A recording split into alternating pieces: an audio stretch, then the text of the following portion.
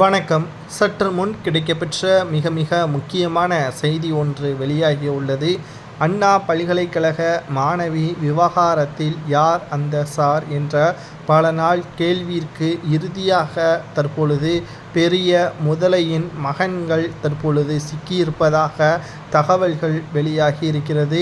அமைச்சர் மா. சுப்பிரமணியன் மற்றும் சபாநாயகர் அப்பாவு இவர்களை தொடர்ந்து மிக முக்கியமான நபர்களும் இதில் சிக்கியிருப்பதாக கடைசி விசாரணையில் வாக்குமூலத்தை கொடுத்த ஞானசேகரனிடம் இருந்து வீடியோ மூலமாக நீதிமன்றத்தில் சமர்ப்பிக்கப்பட்டுள்ளது.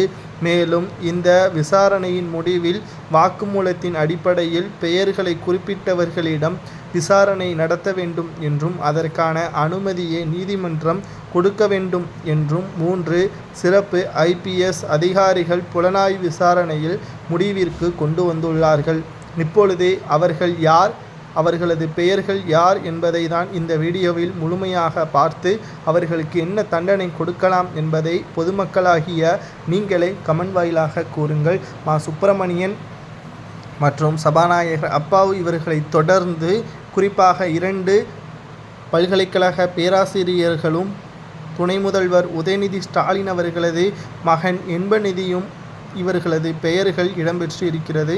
இன்பநிதி அவர்களது பெயர் எப்படி வந்துள்ளது என்பதுதான் இங்கு ஆச்சரியமாக இருக்கிறது. இதற்காகத்தான் ஆரம்ப காலத்தில் இருந்தே இந்த வழக்கை முழுமையாக ஞானசேகரன் மீது சுமர்த்தப்பட்டு சிறையில் அடைப்பதற்கு மும்முரம் காட்டினார்களா?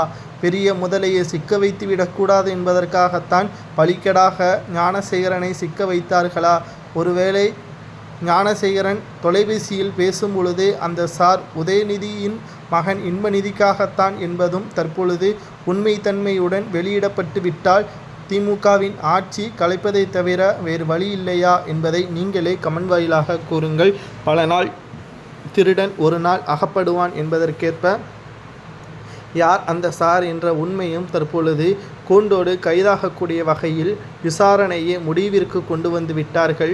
புலனாய்வுத்துறை பெண் IPS அதிகாரிகள் இவர்களுக்கு முதலில் பாராட்டுக்களை நாம் கொடுக்கலாம். உங்களது கருத்துக்களை கூறுங்கள். இவர்களுக்கு என்ன தண்டனை கொடுக்கலாம்? பாதிக்கப்பட்ட பெண்ணின் கைகளிலேயே இவர்களுக்கு மரண தண்டனை கொடுக்கலாமா, அல்லது அதைவிட கொடுமையான தண்டனை என்ன கொடுக்கலாம்? குறிப்பாக இவர்கள் அமைச்சர்களாகவும் அமைச்சரின் மகன்களாகவும் பேராசிரியர்களாகவும் இருப்பதால் இவர்கள் பொதுவெளியில் தான் தண்டனை கொடுக்க வேண்டும் என்று ஒரு சிலர் நீதிமன்றத்தில் மனுக்களையும் தாக்கல் செய்து வருகிறார்கள். இதை பற்றி உங்களது கருத்துக்களை கமெண்ட் வாயிலாக கூறுங்கள்.